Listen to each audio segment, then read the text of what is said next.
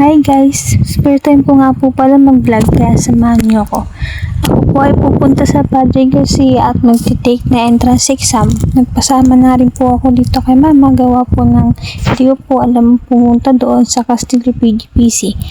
Nag-aayos na nga po ako dyan at nag-makeup sa sarili para ready na. Fast forward ko na po. Tada! At ito na nga po aking final look.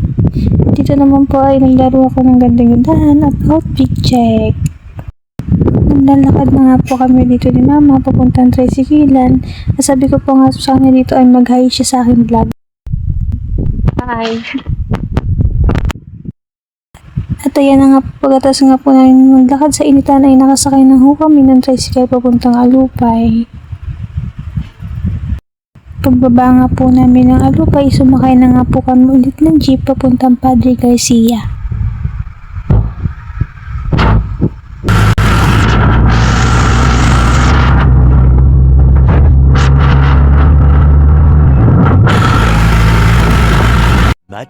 Much later. At pagbaba nga po namin ng Padre Garcia, sumakay po ulit kami ng jeep pa Castillo.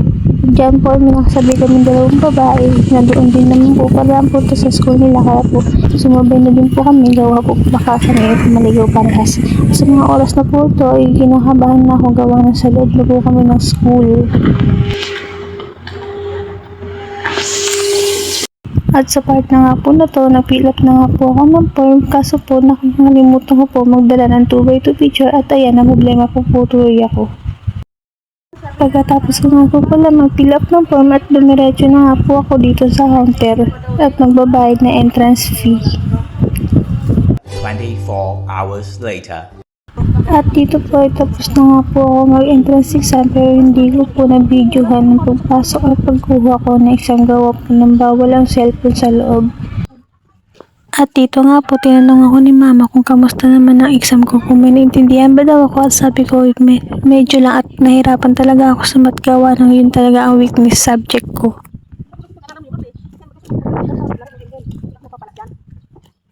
At dito nga po sa part na to ay nasa kotse na kami, gawa po ng amo ni mama ay napadaan din sa Padre Garcia ng palengke.